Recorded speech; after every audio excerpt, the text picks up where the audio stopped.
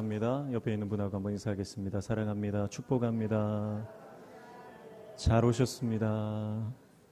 반갑습니다. 요한계시록 3장 7절에서 13절 말씀 함께 읽었습니다. 요한계시록에 나오는 초대교회 7교회 중에서 6번째 교회인 빌라델비아 교회입니다. 빌라델비아 교회는 서머나 교회와 함께 책망받지 않고 칭찬만 받은 교회 중에 하나입니다. 앞글자만 따면 에서버두사빌라, 에서버두사빌라. 앞에서 두 번째 교회, 서머나 교회, 뒤에서 두 번째 교회, 빌라델비아 교회, 이 두 교회만 책망받지 않고 하나님 앞에 칭찬받은 교회다. 그렇게 기억하시면 아마 잊혀지지 않으실 겁니다. 빌라델비아 교회는 이 형제사랑, 빌라델비아 형제사랑이라는 뜻이고요. 인구가 4,000명 정도 되는 작은 소도시입니다. 여기는 지진 때 위에 이 도시가 건설되었기 때문에 아주 지진이 잦았습니다. 그리고 이 도시에는요, 강력하게 구축된 유대인 이민사회가 자리 잡고 있어서 어느 지역보다 유대인들의 힘이 강했습니다. 그래서 이 유대인들의 그리스도인을 향한 박해가 아주 심했던 그런 도시입니다. 자, 그러면 하나님께서 오늘 말씀을 통해서 이 빌라델비아 교회를 어떻게 칭찬하시는지, 그리고 어떤 말씀을 하시는지 말씀을 통해 우리 함께 살펴보기를 원합니다. 먼저 7절 보시면 빌라델비아 교회 사자에게 편지하라. 거룩하고 진실하사 다윗의 열쇠를 가지시니 곧 열면 닫을 사람이 없고 닫으면 열 사람이 없는 그가 이르시되, 그렇게 말씀하죠. 각 교회마다 말씀하시는 예수님을 다르게 표현한다고 했습니다. 오늘 예수님은 어떻게 표현되죠? 다윗의 열쇠를 가지신 분, 그리고 거룩하고 진실하신 분이다, 그렇게 말씀합니다. 이 열쇠는 문을 열려고 가지고 있는 것이죠. 근데 여러분, 이 문을 여시는 분이 예수님인데 거룩하신 분이고 진실하신 분이라는 거예요. 그러니까 열어야 될 문만 여시고 열지 말아야 될 문은 열지 않으시는 분입니다.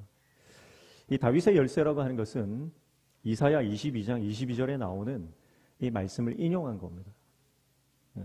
히스기야 왕 시절에 행정 책임자인 엘리야김이 다윗의 열쇠를 가지고 있었거든요. 이 다윗의 열쇠라고 하는 것은 이 왕실에 접근하는 사람들, 이 왕가에 접근하는 자들을 통제하는 권세를 가진 사람을 말하는 것입니다. 그리고 왕실의 모든 이 창고, 보물 창고 이런 것들을 관리하는 거죠.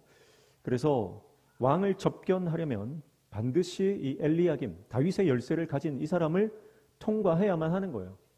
자, 그러니까요, 우리가 아버지 하나님께로 나아가기 위해서 이 다윗의 열쇠를 가지신 분, 이분을 통과해야 되는데 이분이 누구죠? 예수님입니다. 예수님 외에는 아버지께로 갈 수가 없는 줄로 믿습니다. 예수님을 믿어야만 구원받는 것입니다. 예수님을 통해서 하늘 복을 받는 것입니다. 예수 그리스도를 통해서 우리는 구원에 이르고 하나님 나라 백성이 되고 하나님 나라를 경험하며 이 땅을 살아가는 것이고, 결국 우리가 이 땅의 생을 마감하는 순간 하나님 나라에 입성하는데 예수를 제대로 믿는 사람, 예수님을 사모하고 그 말씀을 지키며 살아간 자들에게만 천국의 문이 열려진다라고 하는 것입니다. 그리고 주님께서 하늘의 이 창고, 하늘의 보화를 담고 있는 하늘의 창고의 이 열쇠, 이 문의 열쇠도 쥐고 계시다는 뜻이죠. 그래서 우리 주님께서 우리에게 창고 문을 열어주시면 하늘의 복이 우리에게 임하는 줄로 믿습니다. 그러나 그분이 닫으시면 여러분, 그 누구도 하늘의 복을 누릴 수가 없는 거예요. 그래서 인간이 아무리 노력해도 여러분, 하나님께서 이 문을 열어주시지 않으면 여러분, 하늘의 복은 우리의 것이 아닙니다. 그러나 여러분, 우리가 연약하고 부족해도 여러분, 우리가 예수 그리스도로 말미암아 이 하늘의 복을 누리는 인생이 될 수 있다라고 하는 겁니다. 자, 그래서 예수님은 이 다윗의 열쇠를 가지신 분인데요. 8절 보시면 볼지어다 내가 내 앞에 열린 문을 두었으되 능히 닫을 사람이 없으리라, 그렇게 말씀하죠. 자, 그러니까 빌라델비아 교회는 예수님께서 하늘의 문을 어떻게 해주셨다고요? 열어주셨는데 이 문을 닫을 사람이 없다, 그렇게 말씀하는 것입니다. 빌라델비아 교회는요, 사실은 굉장히 연약한 교회입니다. 사회적으로 신분이 낮은 사람들, 지위가 낮은 사람들이 모여 있는 곳입니다. 여기에는 굉장히 사회적으로 높거나 부자나 아니면 귀족이나 왕족들이 없습니다. 다 가난하고 부족하고 연약한 사람들, 사회적으로 지위가 낮은 사람들이 빌라델비아 교회 성도들로 구성되어 있습니다. 육적으로는 막혀 있을 줄 모릅니다. 그러나 영적으로는 활짝 열려 있는 교회가 바로 빌라델비아 교회라고 하는 거예요. 규모는 작을지 모릅니다. 세상적으로는 유명하지 않을 수 있습니다. 사람들이 알아주지 않는 교회입니다. 그러나 여러분, 예수님께서 빌라델비아 교회의 문을 활짝 열어놓으시고 영적인 놀라운 복을 받는 교회라는 것입니다.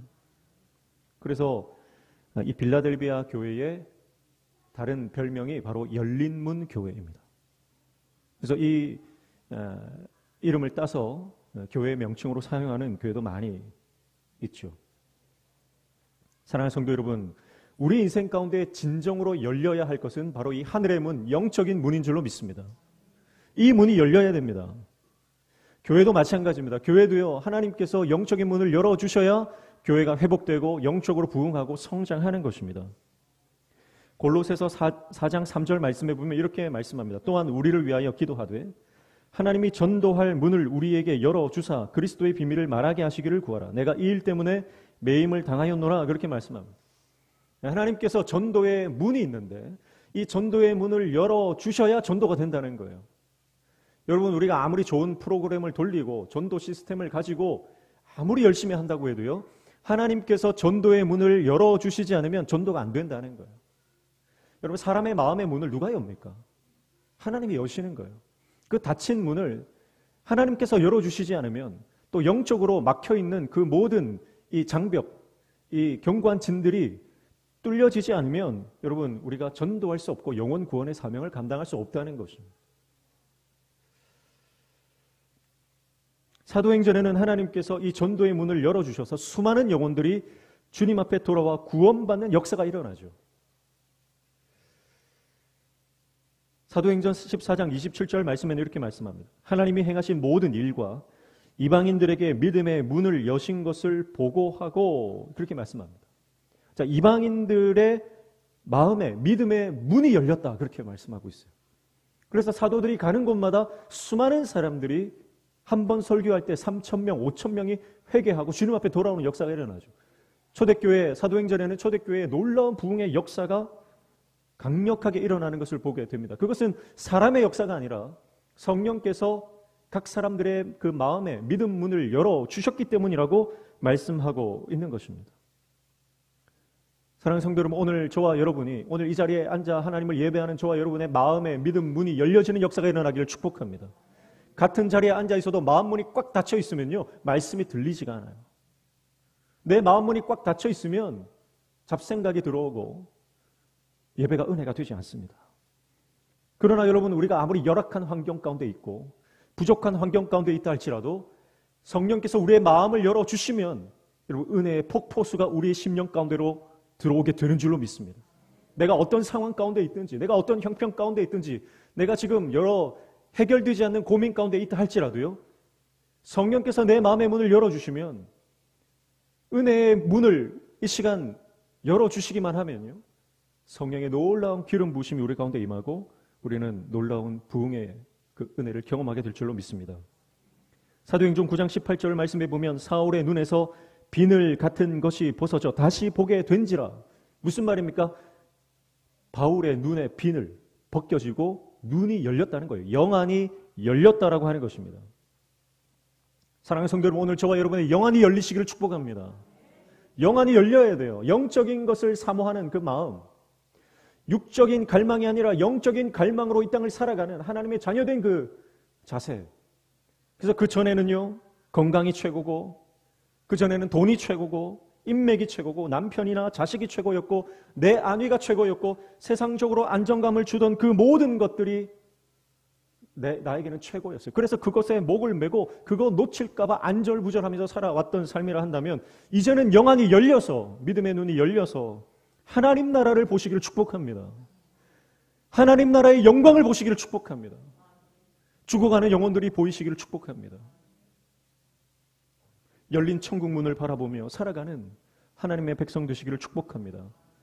바울이 그랬잖아요. 바울도 영안이 열리기 전에는요, 자기 열심으로 살았던 사람이에요. 그래서 열심히 하면 할수록 하나님 나라, 하나님의 교회 성도들을 핍박했던 삶입니다. 여러분, 우리가 영안이 열리지 않고 교회 봉사하면 내가 열심히 하면 할수록 오히려 교회 성장을 가로막을 수 있다는 겁니다. 내가 영안이 열리지 않은 채 열심히 하면 할수록 오히려 여러분 우리의 삶이 영적으로 피폐해지고 가정이 파괴되고 공동체가 와해되는 그런 악한 영의 역사가 일어날 수 있다는 거예요. 사랑하는 성도 여러분, 오늘 저와 여러분의 믿음의 문이 열리고 우리의 영안이 열려서 하나님 나라 천국 문을 열린 문을 바라보며 날마다 주님 뜻대로 살아가는 저와 여러분 되시기를 축복합니다. 그러면서 8절 하반절에 보니까 내가 내 행위를 아노니 내가 작은 능력을 가지고서도 내 말을 지키며 내 이름을 배반하지 아니하였도다, 그렇게 말씀합니다. 자, 오늘 빌라델비아 교회는요, 작은 능력을 가진 교회입니다. 사실 이 작은 능력이라고 하는 것은 사실은 너희에게는 능력이 거의 없다, 이런 말이에요. 능력이 없는 교회예요. 별로 능력이 없어요. 내세울 만한 것이 없는 교회입니다. 다른 교회들은요, 세상적으로 유명하고 또 부자인 교회도 있었고요. 여러 가지 강점과 장점을 많이 가진 교회들이 등장합니다. 그런데 오늘 이 빌라델비아 교회는 사실 내세울 게 없는 교회입니다. 교회 구성원들을 봐도요, 사회적으로 인정받고 잘 나가는 사람들이 별로 없습니다. 그런데요, 주님은 빌라델비아 교회에 이 작은에 무게를 두지 않으시고요, 능력에 주목하십니다. 세상 사람들은 빌라델비아 교회의 이 작은에 주목합니다. 그래서 규모도 작고 사회적으로 다 낮은 지위의 사람들이고 부자도 없고 귀족도 없습니다. 그래서 세상 사람들은 너는 작은 자다, 너는 연약한 자다, 너는 부족한 자다, 그렇게 말합니다. 거기에 주목합니다. 네가 무슨 능력이 있어, 네가 무슨 하나님 일을 해, 너 같은 게 무슨 일을 해, 너는 안 돼, 너는 실패했어, 그렇게 말합니다. 그러나 여러분, 하나님은 우리의 작은 것에 주목하는 것이 아니라 내 안에 있는 능력에 주목하십니다. 우리 안에 있는 믿음이 아무리 작아도 그것이 진짜라면 주님은 그것을 사용하시는 줄로 믿습니다. 그래서 어린아이 작은 도시락, 물고기 2마리, 떡 5개, 그 어린아이 한 명이 먹고 겨우 먹을 수 있는 그 작은 도시락을 주님은 사용하셔서요, 수많은 사람을 먹이시는 거예요. 광야에서 빈들에서 만찬을 베푸시는 분이 우리 하나님이십니다. 여러분, 우리가 아무리 사회적으로 또 우리 삶이 부족하고 연약하고 모자라도요, 우리 안에 믿음이 있다면 그것이 아무리 작아도 겨자씨 하나만한 믿음이 있어도 하나님 그것을 위대하게 사용하시는 분인 줄로 믿습니다. 그래서 여러분, 우리의 상황과 형편에 주목하지 말고 내 안에 있는 믿음, 하나님 주신 능력, 그것을 붙들고 말씀을 기준 삼고 믿음으로 반응하며 살아가는 저와 여러분 되시기를 축복합니다. 9절에도 보면 이렇게 말하죠. 보라, 사탄의 회당 곧 자칭 유대인이라 하나 그렇지 아니하고 거짓말하는 자들 중에서 몇을 내게 주어 그들로 와서 내 발 앞에 절하게 하고 내가 너를 사랑하는 줄 알게 하리라, 그렇게 말합니다. 자, 세상 사람들은 거짓말한다는 거예요. 여기서 자칭 유대인이라 하나 그렇지 아니하고 사탄의 회당이라고 말합니다. 이 사람들은 지금 앞서서 말했던 그 빌라델비아 그 도시의 아주 강력한 이민 사회를 구축하고 있는 이 유대인들입니다. 그러나 이들은 율법주의, 하나님을 믿는다고 말하지만 그들은 사실은 사탄의 회당입니다. 교회를 핍박하고 예수님을 대적하는 적그리스도입니다. 그들은 속이는 거예요. 거짓말하는 거예요. 너희는 이제 끝났다, 너희는 실패했다, 포기해라. 포기하면 편하다는 거예요.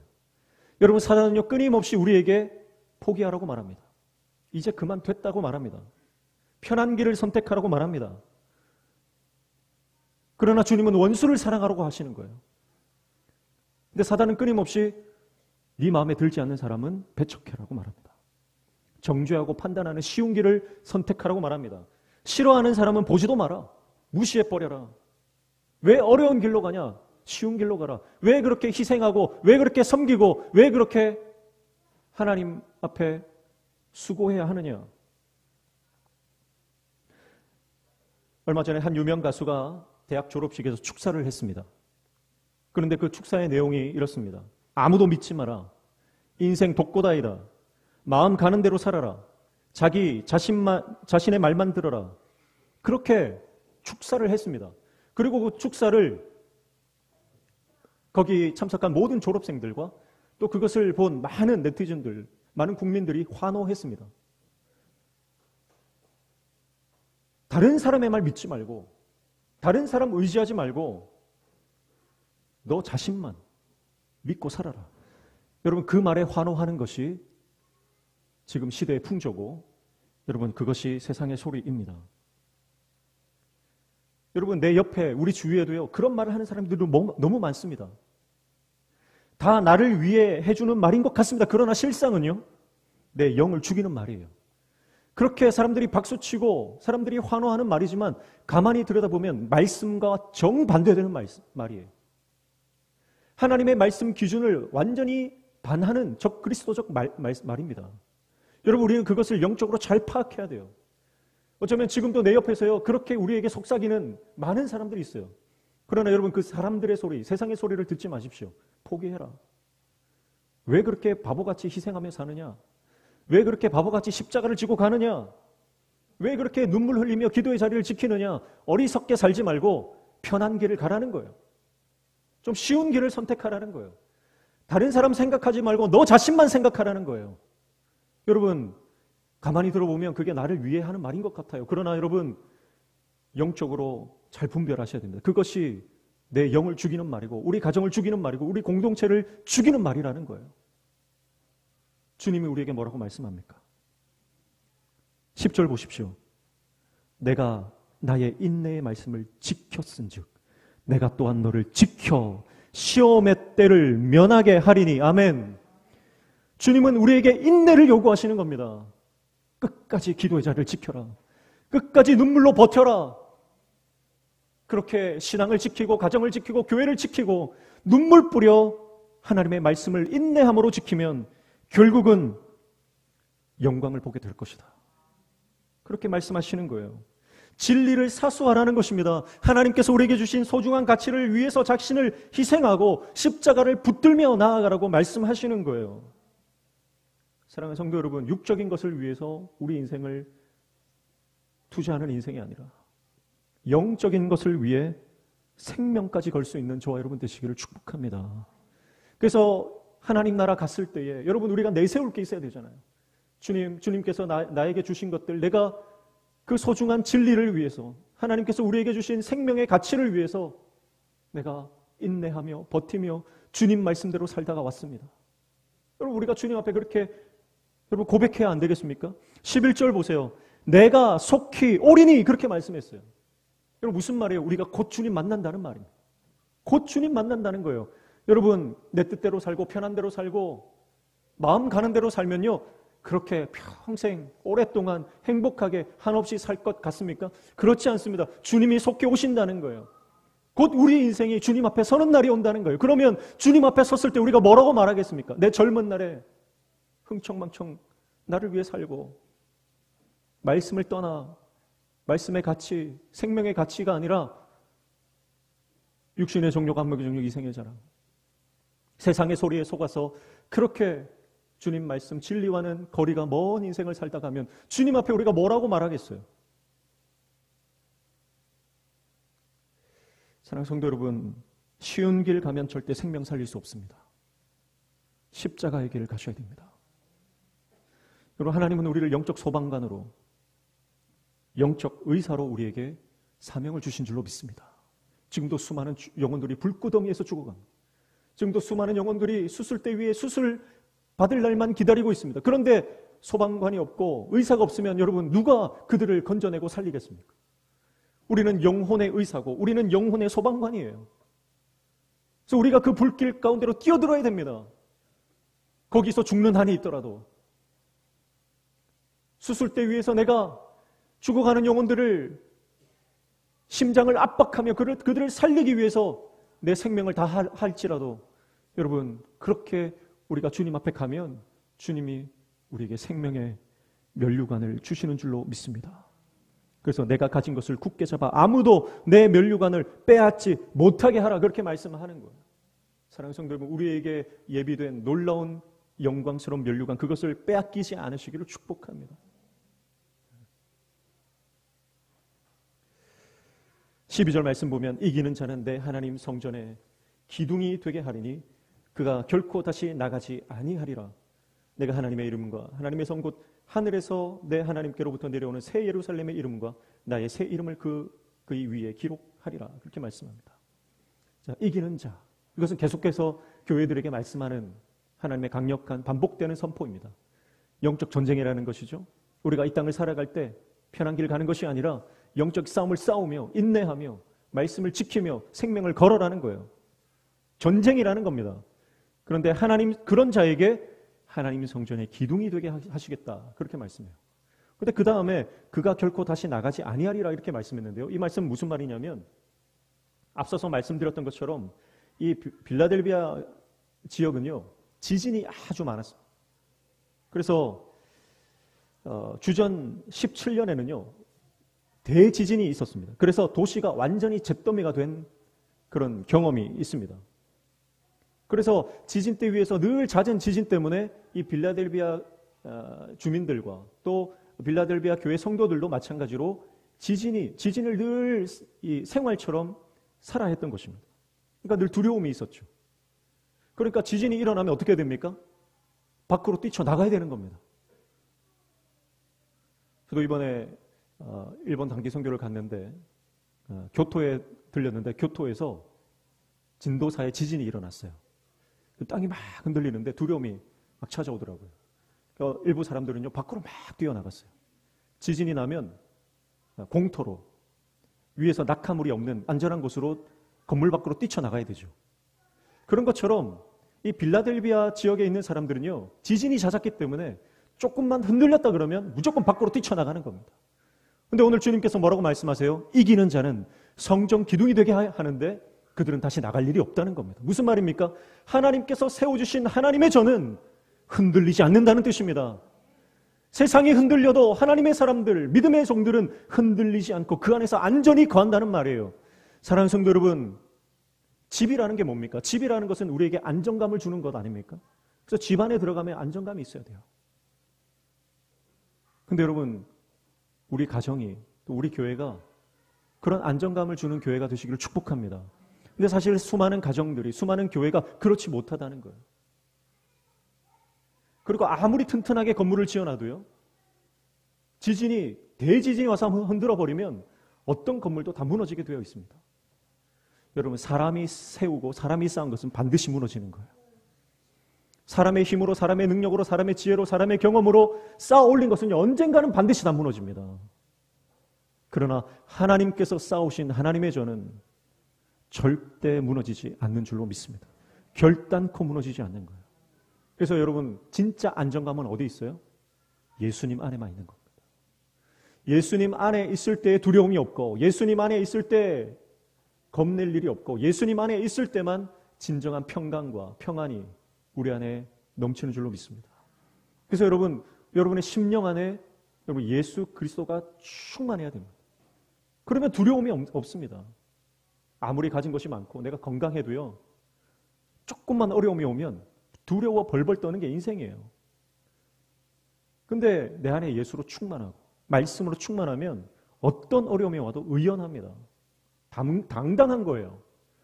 여러분의 가정도 마찬가지입니다. 가정에 예수로 충만해야 됩니다.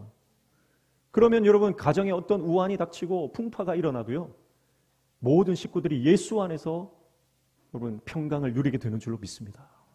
아무리 돈이 많아도, 아무리 사회적으로 지위가 높아도요, 여러분 예수가 없으면 그 가정은 한 번 흔들면 여지없이 흔들려 버리는 것입니다.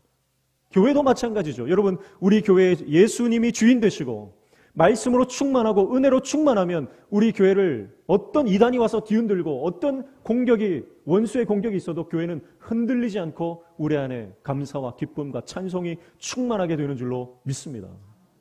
근데 여러분, 우리 안에 예수가 주인 되지 않고 우리 안에 은혜가 없으면 조그만 틈, 그 틈으로 원수가 공격해서 금방 흔들어 버리면 교회는 분열되고 쪼개지고 와해되고 시험받아 공중분해될 수 있습니다. 사랑하는 성도 여러분, 우리의 유일한 소망은 예수 그리스도인 줄로 믿습니다. 그래서 우리가 예수님 안에 거할 때만 진정한 기쁨이 있고 진정한 평안이 있고 진정한 만족이 있는 겁니다. 그러나 내 안에 예수가 없으면 그 어떤 것을 가져다 줘도요, 순간, 잠깐, 그때뿐입니다. 조금만 지나면 마음이 공허한 거예요. 사랑하는 성도 여러분, 빌라델비아 교회는 그런 교회입니다. 예수로 충만한 교회. 가진 것이 없고 연약하고 부족하고 세상적으로 내세울 것 없는, 세상적으로 봤을 때 아주 작은 그런 교회입니다. 그러나 주님은 작지만 그 안에 있는 능력을 보시고 그 안에 믿음을 보시고 칭찬하시는 그런 교회입니다. 여러분, 오늘 우리 교회가 벤치마킹 해야 될 교회가 바로 빌라델비아 교회예요.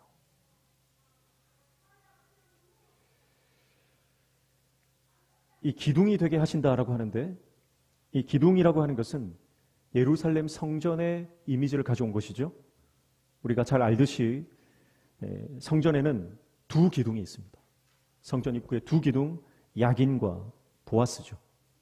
야긴이라고 하는 것은 그가 세우실 것이다.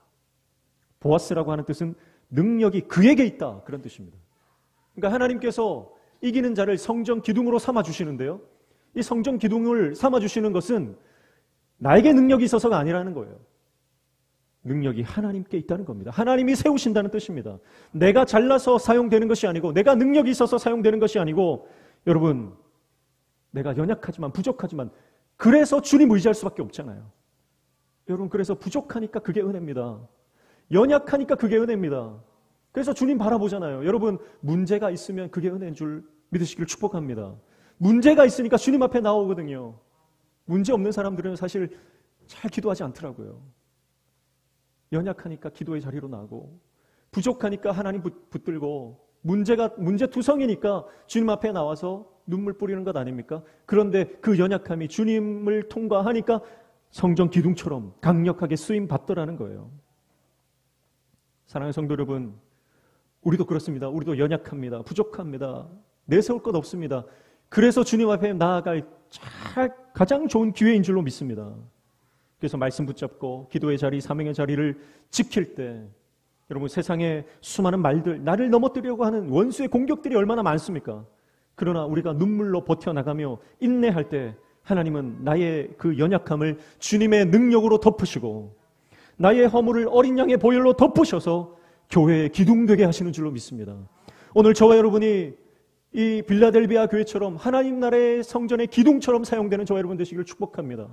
내가 능력이 있어서 하나님 사용하신다는 거 아니에요. 여러분, 그래서 자기 능력 다 십자가 밑에 내려놓으십시오. 내 경험 십자가 밑에 다 내려놓으십시오. 하나님, 나 부족합니다. 나 연약합니다. 나 문제투성입니다. 그래서 나 주님밖에 없습니다. 그렇게 주님 앞에 나아갈 때 주님은 우리에게 능력 주시고 힘 주시고 교회의 기둥으로 우리를 들어서 주시는 줄로 믿습니다. 완벽한 사람이 어디 있습니까? 부족함이 없는 사람이 어디 있습니까? 우리는 다 연약합니다. 그러나 사람의 말 듣지 말고요, 성령의 음성 들으시기를 축복합니다. 그래서 13절 귀 있는 자는 성령이 그애들에게 하시는 말씀을 들을지어다. 성령의 음성을 들으라는 거예요. 성령의 음성.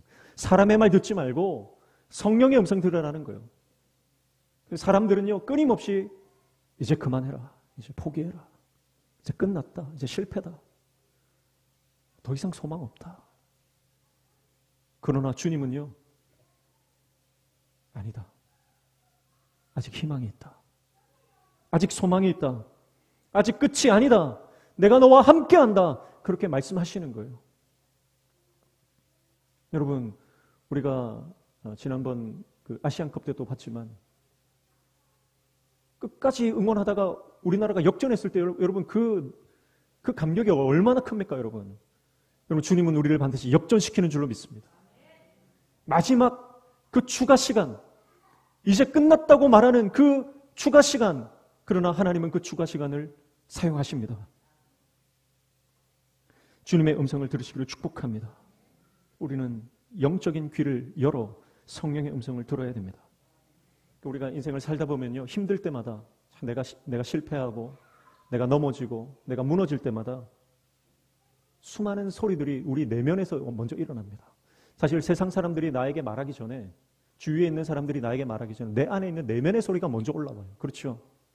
그래서 내 안에서 여러 소리가 들리는데 그 소리들의 대부분은요, 내가 어릴 때 성장기 시절 부모에게 듣던 말들이 대부분인 것 같아요. 심리학적으로 그렇습니다. 만약에 내가 어린 시절 실수를 한번 했다. 집에서 실수를 하면 부모님이 그 실수를 어떻게 반응하느냐에 따라서 아이의 태도가 바뀌죠. 접시를 깼다. 그러면 저도 그래요. 저도 우리 집에 딸아이들이 실수를 하면 괜찮아. 괜찮아. 아무것도 아니야. 괜찮아. 아빠가 해결해 줄게. 그러면 참 좋은데 그 말이 잘 안 나오더라고요. 하여간 그럴 줄 알았다. 아빠 말 안 듣더니, 그런 말들이 먼저 나오는 거예요. 왜 그런 말이 나올까요? 제가 어릴 때 그런 말들을 듣고 자랐던 것 같아요. 그런 말들이 튀어나오는 거죠. 그래서 제가 그런 말이 튀어나올 것을 제가 알기 때문에 꾹 누릅니다. 네. 눌러야 돼요.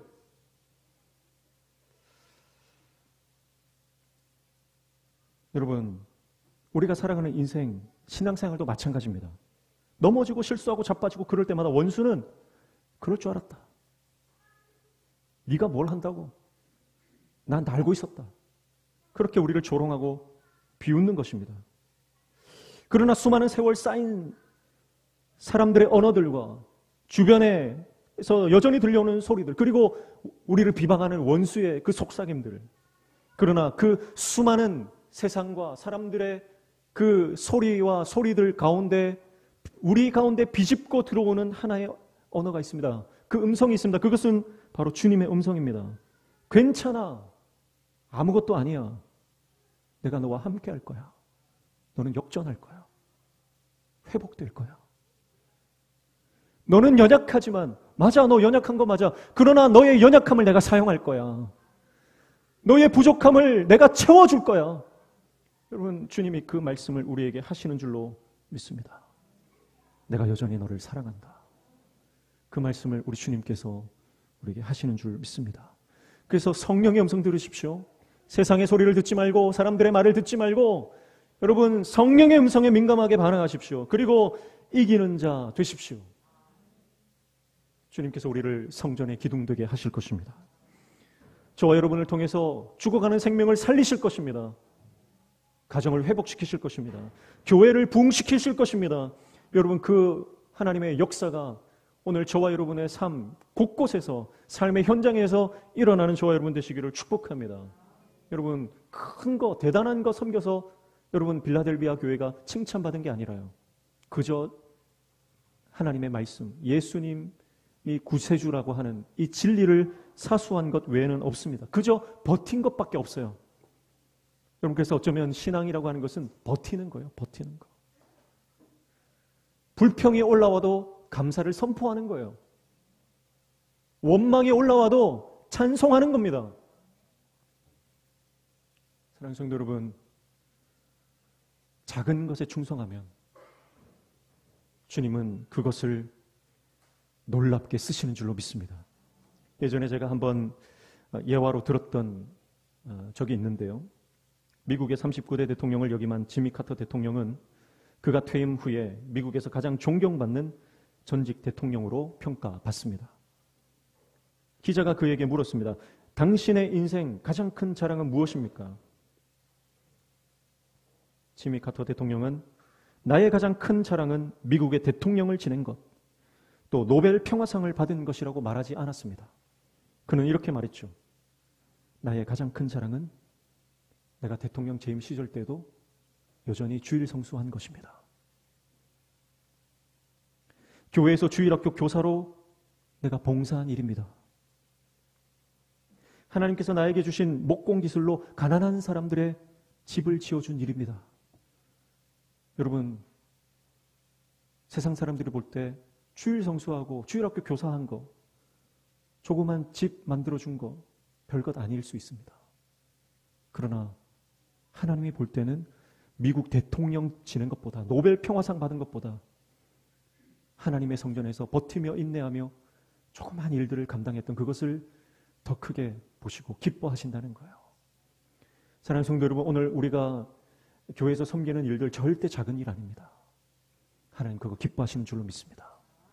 그리고 그것 보시고 저와 여러분을 우리 명신교회의 하나님 나라의 버팀목으로, 교회의 기둥으로, 하나님 나라의 성전의 기둥으로 우리를 써주시는 줄로 믿습니다. C.S. 루이스는 결핍이 곧 최상의 소유다 그렇게 말했죠. 부족함, 연약함, 모자람. 여러분, 그것이 예수를 붙들게 하는 믿음으로 이어지기 때문에 그런 것 아니겠습니까? 연약함 가운데 있었지만 오히려 성전 기둥처럼 쓰임받은 빌라델비아 교회의 성도들, 작은 자들입니다. 여러분, 오늘 저와 여러분도 연약함 가운데 있을지라도 빌라델비아 교회 성도들처럼 하나님 나라의 성전으로 쓰임받는 저 여러분 되시길 축복합니다. 그래서 아무리 눈물 나는 일이 있어도 기도의 자리를 지키십시오. 아무리 힘든 일이 있어도 그 사명의 자리를 지키십시오. 빌라델비아, 처음에 말씀드렸죠? 형제 사랑이란 뜻입니다.